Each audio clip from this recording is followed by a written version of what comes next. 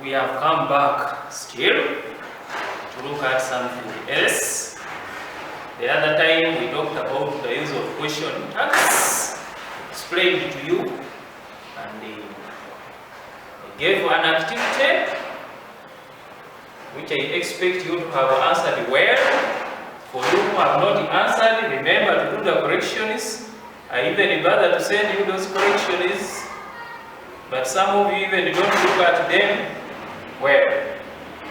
Now today we have met in another lesson, and this lesson is all about a language structure 2.2.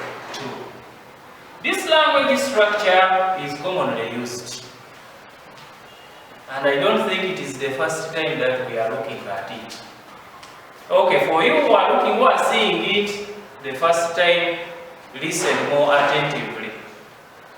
So this language structure 2.2 is used when we want to say that something is more than enough.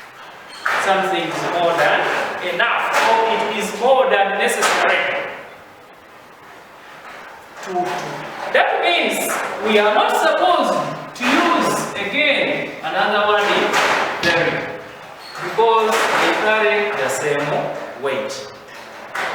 It will not be correct for you to say it is too very good. No. We have said that it means more than enough and more than necessary. Now again, 2.2 is a negative word.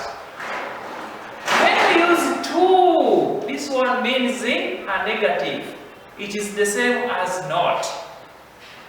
So we are going to briefly look at the guidelines of joining sentences using 2.2. 1. Remember, we shall be joining two separate sentences. So the first rule is that when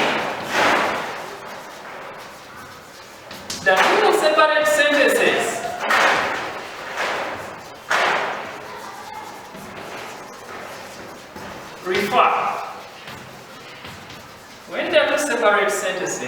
refer to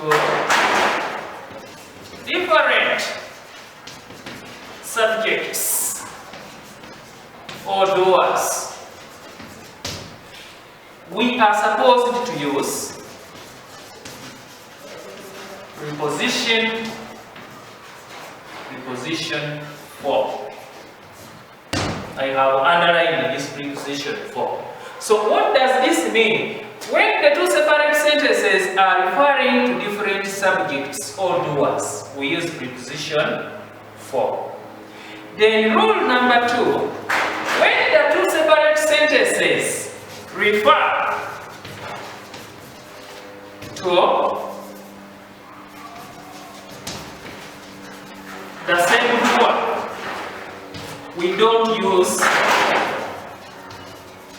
not use preposition what? For. So we shall be using for when the two sentences are referring to different doers.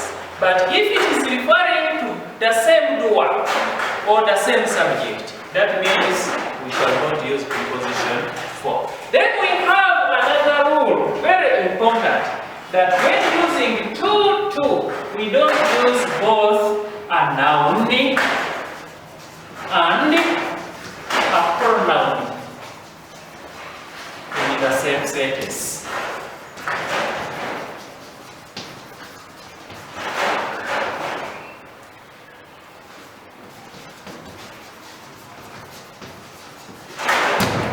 A noun and a pronoun in the same sentence is not used. We are not supposed to use a noun and a pronoun in the same sentence. Let's look at now some examples here. That was number 1. Ida is very fat. She cannot climb.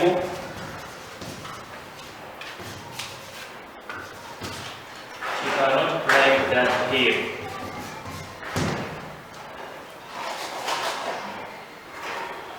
Ida is very fat.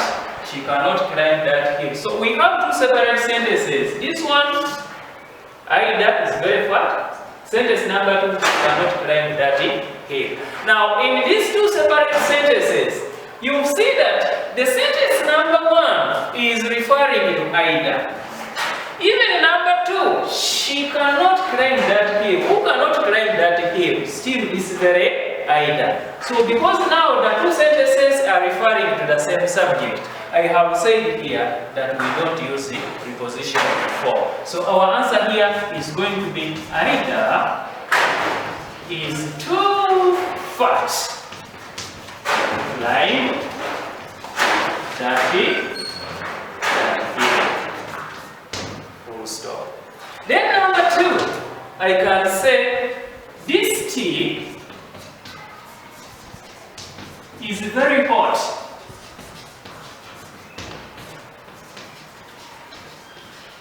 I cannot drink it now. Full stop. So in this sentence number 1, okay, we are talking about tea as a subject. Then number 2 is talking about you. So you can see that we have two subjects, tea and you. This I here means now you, who cannot take it.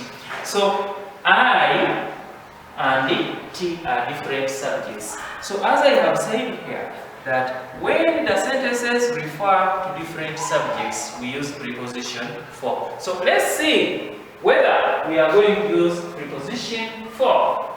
So here the answer becomes, this tea is too hot for me to drink it now. Full stop.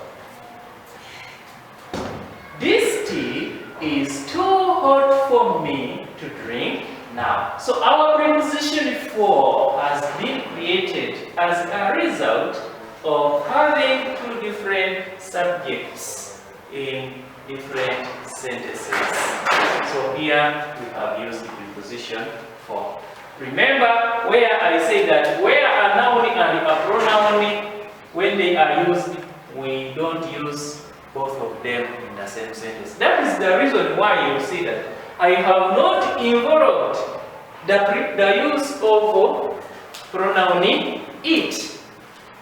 I have left it out because now this it is the same as the tea that you have already talked about. So in other words, we cannot say this tea is too hot for me to drink it. This it here is unnecessary. Why? You have already talked about the tea. So it is not clear to use the word it here. The last example. An elephant is very fat.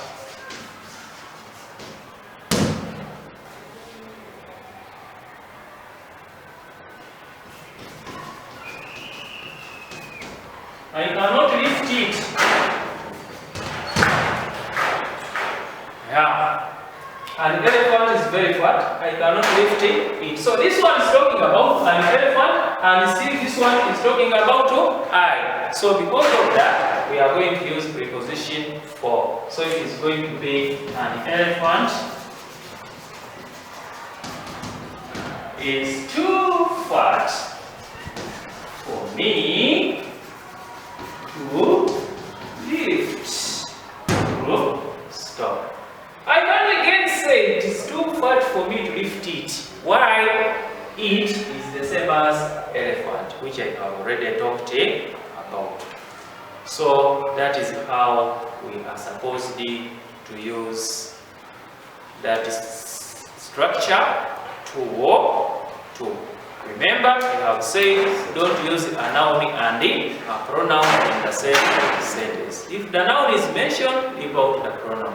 When we are referring to different subjects in different sentences, we use preposition for. When the two sentences are talking about the same subject, then preposition for is not supposed to be used. Okay. For that reason, therefore, I have given an activity about the use of tool. Thank you for being good listeners. Let's meet again in another lesson. I wish you success.